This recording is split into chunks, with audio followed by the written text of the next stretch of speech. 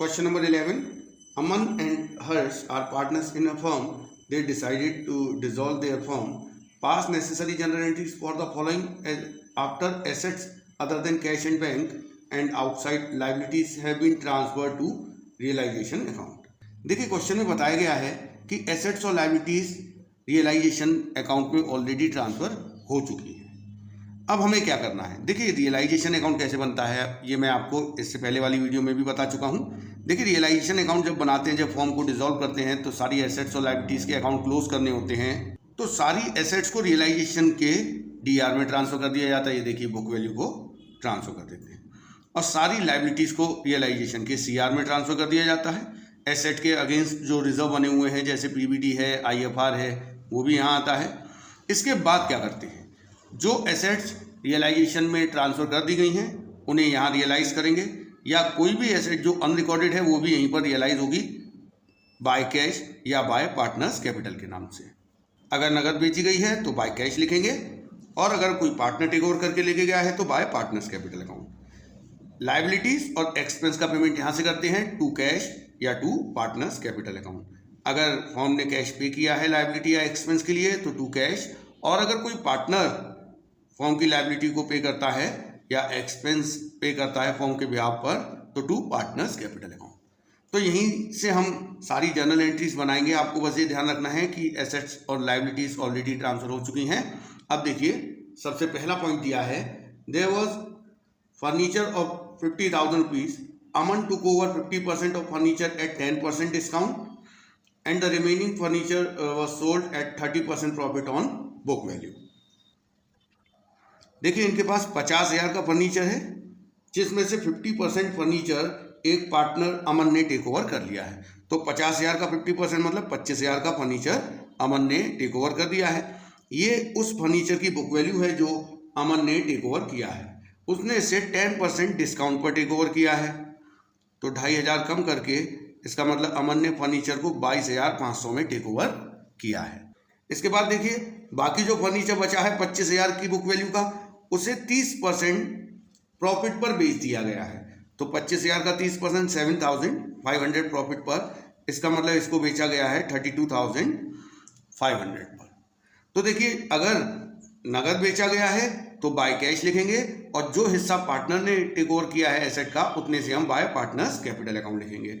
तो देखिए फर्नीचर का आधा हिस्सा अमन ने टेक ओवर कर लिया है 22,500 रुपये में, उसके लिए एंट्री होगी partners capital account DR to realisation account.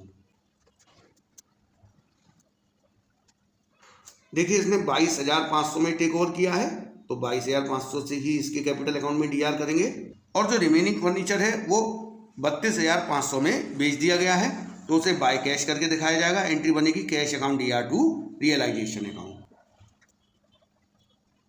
इसके बाद देखिए बी वाला पॉइंट है, profit and loss account was showing a credit balance of 15,000 on the date of dissolution.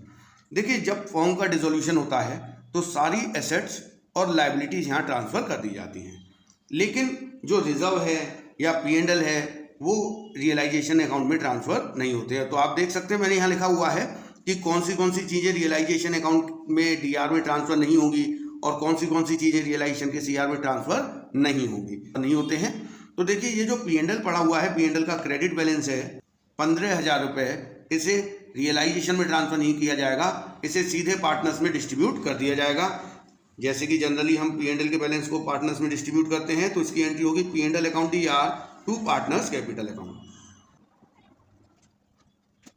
देखिए पी&एल का बैलेंस है 15,000 रुपये, इसे हम पार्टनर्स अमन और हर्ष में डिस्ट्रीब्यूट करेंगे। रेशियो नहीं दिया है तो हम रेशियो इक्वल मानेंगे। देखिए इसके बाद सी वाला पॉइंट दिया है, Harsh loan of ₹6,000 was settled by paying 5,500। देखिए हर्ष पार्टनर है, पार्टनर का लोन फॉर्म के लिए लायबिलिटी है लेकिन इंटरनल लायबिलिटी है, इसलिए वो रियलाइजेशन अकाउंट में ट्रांसफर नहीं किया गया होगा हर्ष का लोन। इसका पेमेंट करने के लिए सेपरेटली एक अकाउंट बनाया जाता है। तो मैं देखिए आपको हर्ष का अकाउंट बना के दिखाता हूं। देखिए हर्ष का लोन अकाउंट है, 6,000 रुपये इसका लोन है और फर्म ने इसका पेमेंट कर दिया है, तो यहाँ लिखेंगे टू कैश 5,500 रुपये। देखिए 6,000 का लोन 5,500 में सेटल हो गया, तो यहाँ पर 500 रुपये का फर्म को गेन हुआ है और ये गेन रियलाइजेशन अकाउंट में ट्रांसफर कर दिया जाएगा। तो देखिए यहाँ से क्या एंट्री बन रही है, हर्ष लोन अकाउंट या to cash account to realisation account. देखिए 6000 का लोन है लेकिन पेमेंट 5500 का किया है। 500 का जो गेन है वो रियलाइजेशन में सीआर हो गया। डी वाला दिया है the firm paid realisation expense of ₹5000 on behalf of Harsh a partner. देखिए यहाँ पर फर्म ने एक रियलाइजेशन एक्सपेंस का पेमेंट किया है 5000 रुपये का on the behalf of Harsh a partner, मतलब पार्टनर की तरफ से। इसका मतलब ये एक्सपेंस हर्ष को बियर करना था लेकिन फर्म ने हर्ष की तरफ से पे किया है, तो इसका पेमेंट रियलाइजेशन अकाउंट से नहीं होगा। रियलाइजेशन अकाउंट से केवल उन्हीं एक्सपेंसेस का पेमेंट होता है जो फर्म बियर कर रही है। ये एक्सपेंस हर्ष को बियर करना है, इसलिए इसका पेमेंट हर्ष के कैपिटल अकाउंट से किया जाएगा। तो हर्ष का कैपिटल अकाउंट 5000 से डीआर कर दिया गया क्योंकि फर्म ने उसकी तरफ से पेमेंट किया है। देखिए ई दिया है there was a bill for 1200 under discount. The bill was received from Soham who became insolvent and first and final dividend of 25% was received from his estate। देखिए एक हमारा बिल है, बिल रिसीवेबल जो हम बैंक से discount करवा चुके हैं। अब उसकी ड्यू डेट आई तो सोहम जो कि ड्रॉई है बिल का, जिसने कि हमें बिल पर एक्सेप्टेंस दी थी, वो इंसॉल्वेंट हो गया। तो देखिए जो बिल हमने डिस्काउंट करवाया है वो अगर ड्यू डेट पर डिसऑनर हो जाता है तो उसका पेमेंट हमें करना पड़ेगा। तो पेमेंट करना पड़ेगा तो फर्म का कैश जाएगा, इसकी एंट्री होगी रियलाइजेशन अकाउंट या to cash account. Being discounted bill dishonoured, हमें पेमेंट करना पड़ गया 1200 रुपये का। अब हम सोहम से सेटलमेंट करेंगे जो कि हमारा वापस डेटर बन चुका है क्योंकि उसने बिल का पेमेंट नहीं किया है और वो इंसॉल्वेंट हो गया। हमें उससे केवल 25% मिले हैं फुल एंड फाइनल सेटलमेंट में। तो देखिए कितना अमाउंट रियलाइज हुआ है, फर्म को बाय कैश में दिखाएंगे। 1200 का 25% 300 रुपये, तो कैश अकाउंट या टू रियलाइजेशन ये एंट्री होगी। देखिए इस बिल का पेमेंट हमने इसलिए किया है क्योंकि हमने ये बिल बैंक से डिस्काउंट करवाया था। जैसे ही ये डिसऑनर हो गया बिल तो ये हमारी लायबिलिटी बन गया और इसे हमें पेमेंट करना पड़ा। और जिस पर्सन ने इस बिल को डिसऑनर किया है, जो ड्रॉई है, वो वापस हमारा डेटर बन गया और वहाँ से हमें जो रियलाइज हुआ है वो हमने रियलाइजेशन के सीआर में बाय कैश करके दिखाया होगा। देखिए एफ दिया है creditors to whom the firm owed 6000 accepted stock of 5000 at a discount of 5% and the balance in cash। देखिए हमारे क्रेडिटर्स हैं जिनको हमने स्टॉक दे दिया। देखिए स्टॉक जो दिया है हमने उसकी बुक वैल्यू है 5000 रुपये, लेकिन हमने 5% डिस्काउंट पर ये स्टॉक क्रेडिटर्स को दिया है। तो 5% डिस्काउंट अगर हम 5000 का काटेंगे, इसका मतलब हमने ये स्टॉक उन्हें दिया है 4750 रुपये में। तो 6000 के हमारे क्रेडिटर्स हैं जिसमें से 4750 रुपये में तो उन्होंने स्टॉक को टेक ओवर कर लिया। तो एसेट और लायबिलिटीज जब सेटल हो जाते हैं तो उसकी कोई एंट्री नहीं होती है। रिमेनिंग का हमने कैश पेमेंट किया है। देखिए 6000 के थे, 4750 में तो उन्होंने स्टॉक ले लिया, बाकी हमें 1250 रुपये का पेमेंट करना पड़ा। और देखिए लायबिलिटी का पेमेंट कहाँ से करते हैं, रियलाइजेशन के डीआर से टू कैश करके। तो एंट्री होगी realisation account DR to cash account. देखिए हमें बस 1250 रुपये की पेमेंट की एंट्री दिखानी है और जो स्टॉक इन्होंने टेक ओवर कर लिया है उसकी कोई एंट्री नहीं होगी। Question number 12, Rohit, Kunal and Sarthak are partners in a firm. They decided to dissolve their firm, pass necessary journal entries after various assets and liabilities have transfer to realisation account. देखिए सारी assets को रियलाइजेशन अकाउंट में transfer किया जा चुका है, उसकी entry नहीं देनी। लायबिलिटीज़ को रियलाइजेशन अकाउंट में ट्रांसफर किया जा चुका है, उसकी एंट्री नहीं देनी। आपको केवल एसेट्स के रियलाइजेशन की और लायबिलिटीज और एक्सपेंस की पेमेंट की एंट्री देनी है। तो सबसे पहला देखिए, कुणाल एग्री टू पे हिज वाइफ लोन ऑफ ₹6000। देखिए कुणाल की वाइफ का जो लोन है वो फॉर्म के लिए एक्सटर्नल लायबिलिटी है, वो यहाँ पर ट्रांसफर किया जा चुका है। उसका पेमेंट यहाँ होगा। अगर फॉर्म ने कैश पेमेंट किया होता तो टू कैश लिख देते, लेकिन पार्टनर ने पे किया है, उसका जो हस्बैंड है कुणाल, उसने अपनी वाइफ का लोन पे किया है, तो यहाँ लिखेंगे to Kunal's capital account. Entry बनेगी रियलाइजेशन अकाउंट या टू कुणाल्स कैपिटल अकाउंट। देखिए बी पॉइंट बताया है, total creditors of the firm worth 40,000। Creditors worth ₹10,000 were given a piece of furniture costing ₹8,000 in full settlement and remaining creditors allowed a discount of 10%. देखिए 40,000 के creditors में से 10,000 के creditors तो furniture के साथ सेटल हो गए, इसकी कोई एंट्री नहीं होगी, क्योंकि जब एसेट लायबिलिटी के साथ सेट ऑफ हो जाती है तो इसकी कोई एंट्री नहीं होती है। दूसरा, जो रिमेनिंग क्रेडिटर्स बचे 30,000 रुपये के, क्योंकि 40,000 के टोटल थे, उनको हमने 10% के डिस्काउंट पर पेमेंट किया है, उन्होंने हमें 10% डिस्काउंट दिया है, तो केवल ही हमें 27,000 का पेमेंट करना पड़ेगा। तो देखिए लायबिलिटीज के पेमेंट की एंट्री यहाँ से होती है टू कैश, तो एंट्री क्या बनेगी, रियलाइजेशन अकाउंट या टू कैश अकाउंट। सी वाला दिया है, Rohit had given a loan of 70,000 to the firm which was duly paid. देखिए रोहित फर्म का पार्टनर है, पार्टनर्स के लोन को रियलाइजेशन में ट्रांसफर नहीं किया जाता है क्योंकि वो इंटरनल लायबिलिटी है, यहाँ केवल एक्सटर्नल लायबिलिटीज ट्रांसफर होती हैं। तो जो पार्टनर का लोन है उसके लिए सेपरेट अकाउंट बना के पेमेंट किया जाता है। तो हम देखिए सेपरेट अकाउंट बना लेते हैं रोहित के लोन का।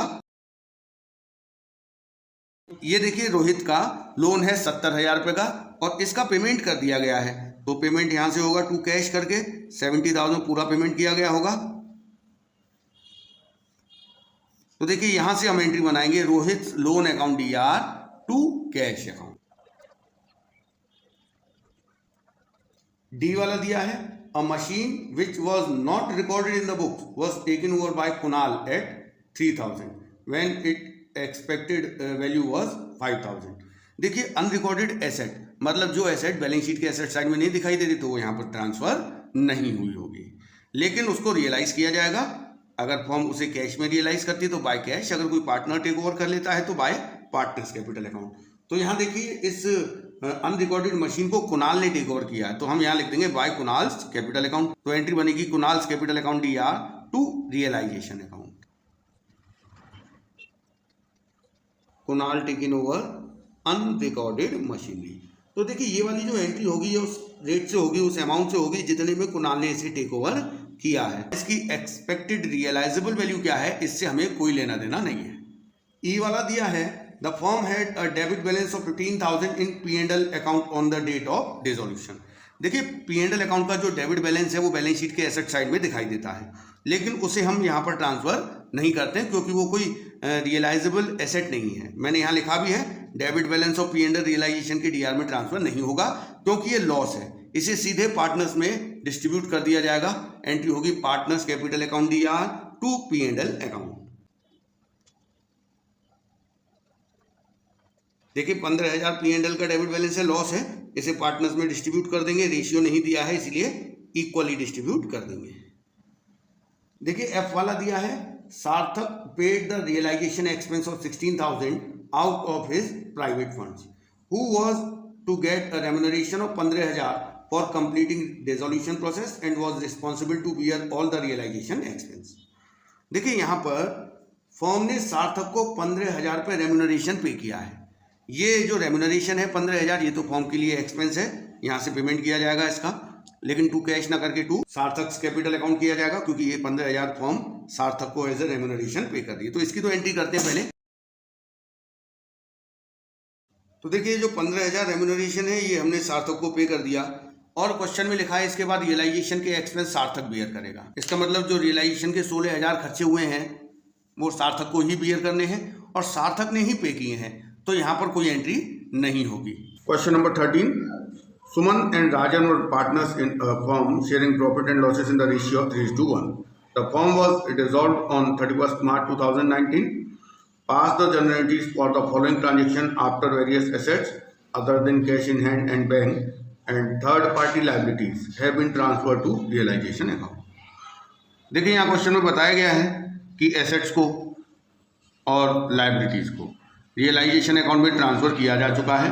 अब जो हमें ट्रांजैक्शन दिए हैं वो केवल एसेट्स के रियलाइजेशन से, कि एसेट्स को बेच के कितना मिला है या किस पार्टनर ने एसेट को टेक ओवर कर लिया है उसकी एंट्री करनी है, और लाइबिलिटीज और एक्सपेंस के पेमेंट की एंट्री करनी है। तो पढ़ते हैं पहला क्या है। पहला है dissolution expense of 10,000 were paid by the firm. देखिए अगर फर्म किसी लाइबिलिटी या एक्सपेंस का पेमेंट करती है तो टू कैश लिखते हैं, और अगर कोई पार्टनर फर्म की तरफ से लाइबिलिटी या एक्सपेंस का पेमेंट करता है तो टू पार्टनर्स कैपिटल अकाउंट।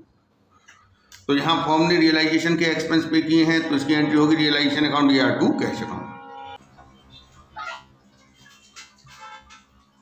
देखिए इसके बाद बी दिया है, Rajan had given a loan of 60,000 to the firm for which he accepted 58,000 in full settlement.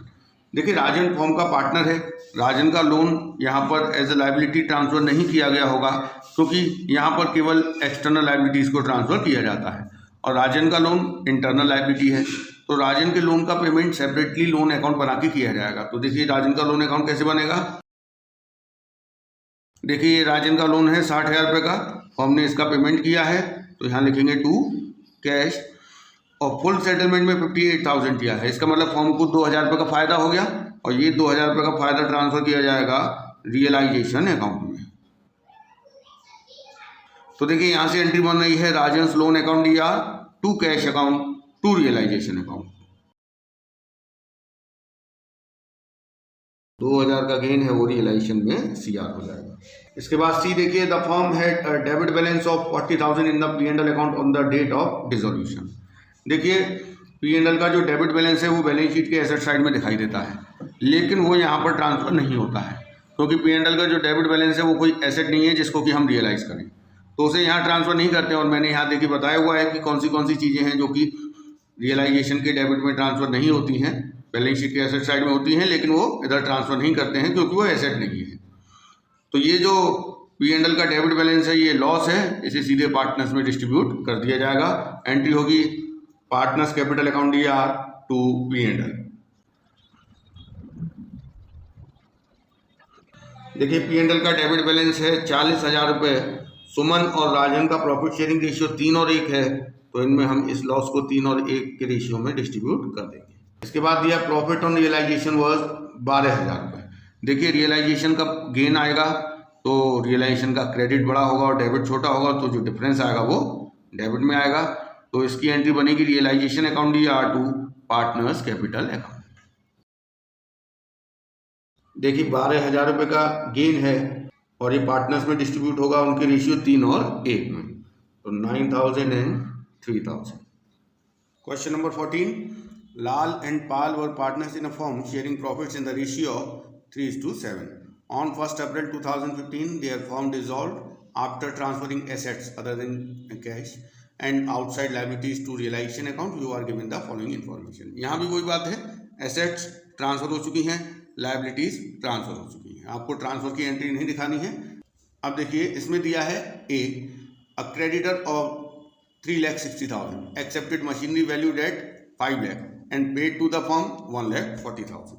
तो देखिए यहाँ पर हमारा एक क्रेडिटर है 3,60,000 रुपये का और एक मशीनरी है 5 लाख रुपए की। देखिए क्रेडिटर्स के साथ मशीनरी का सेटलमेंट हो गया तो सेटलमेंट की कोई एंट्री नहीं होगी, और क्रेडिटर्स ने मशीनरी का 5 लाख रुपए पे वैल्यूएशन किया, 3,60,000 अपने काट के 1,40,000 रुपये उन्होंने फर्म को दे दिए, तो फर्म को ये 1,40,000 रुपये रिसीव हुआ है। ये 1,40,000 रिसीव करने की एंट्री की जाएगी, लेकिन 3,60,000 के क्रेडिटर्स का मशीनरी की वैल्यू में से जो 3,60,000 उन्होंने काट लिए हैं उसकी कोई एंट्री नहीं होगी। जब एसेट और लायबिलिटी सेटल हो जाती हैं तो इसकी कोई एंट्री नहीं की जाती है, तो केवल ये जो 1,40,000 फॉर्म को रिसीव हुए हैं इसकी एंट्री होगी। देखिए एसेट में से रियलाइज हुए हैं ये, क्योंकि मशीनरी एसेट है और एसेट से 3,60,000 सेटल होने के बाद 1,40,000 मिले हैं, तो यहाँ पर आएगा एसेट रियलाइज में बाय कैश, तो एंट्री बनेगी cash account DR to realisation account.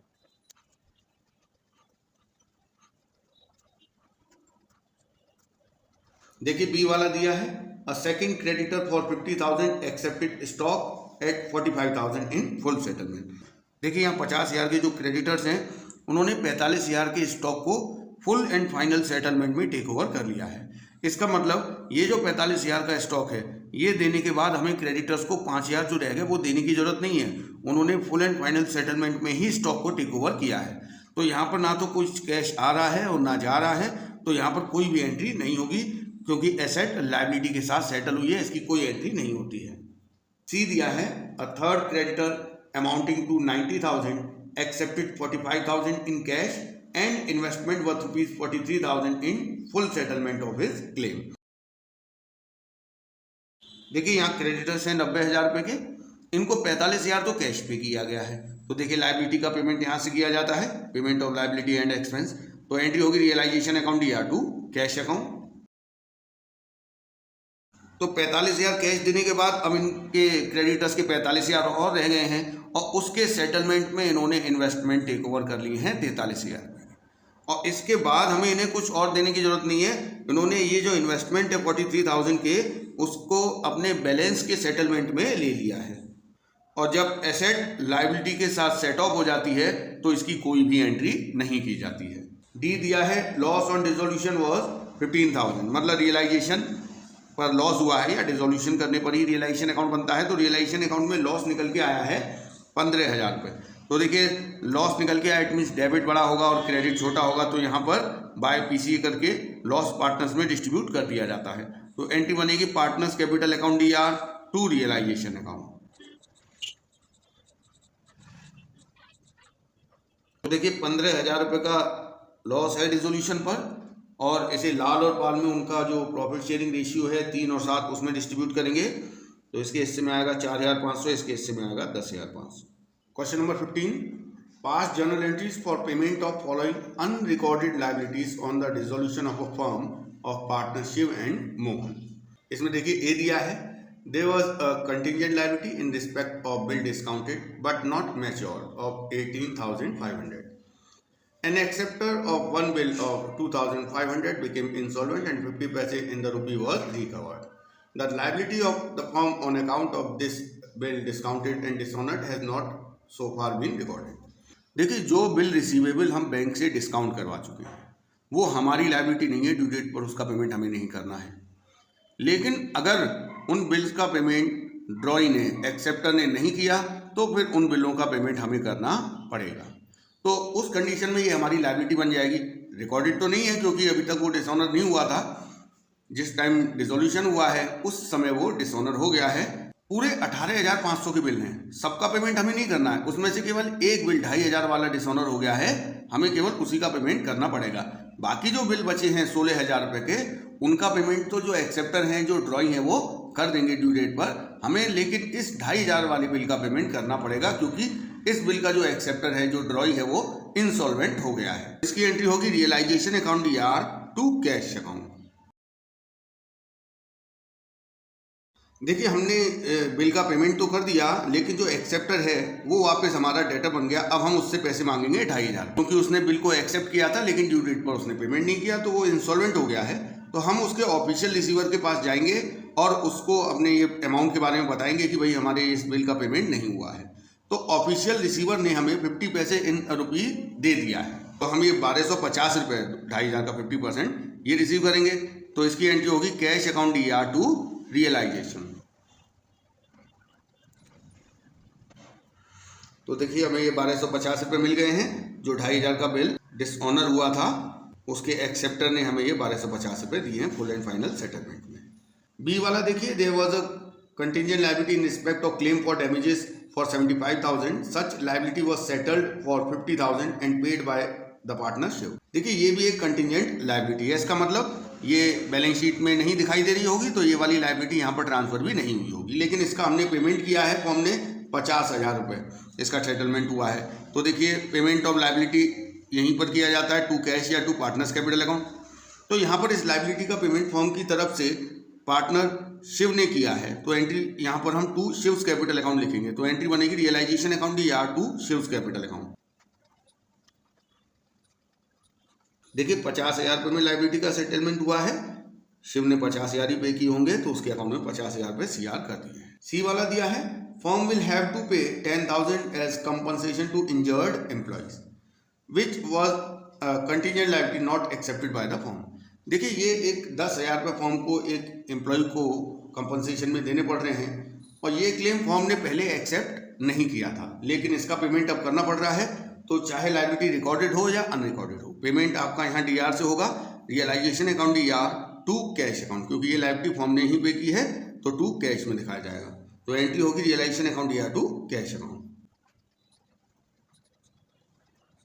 D वाला दिया है 5,000 for damages claimed by a customer has been disputed by the firm. It was settled at 70% by compromise between the customer and the firm। देखिए यहाँ पर एक claim है, customer ने claim किया हुआ है 5,000 रुपये का, ये डिस्प्यूटेड है, इसका मतलब ये हमारी लायबिलिटी नहीं है, ये कंटिंजेंट लायबिलिटी है और इसका सेटलमेंट हुआ है 70% पे। इसका मतलब 5,000 का 70% फॉर्म को पे करना पड़ेगा, मतलब 3,500 रुपये। तो ये कंटीजेंट लायबिलिटी का पेमेंट हो रहा है। पेमेंट ऑफ लायबिलिटीज यहीं से होता है, तो एंट्री होगी रियलाइजेशन अकाउंट या टू कैश अकाउंट।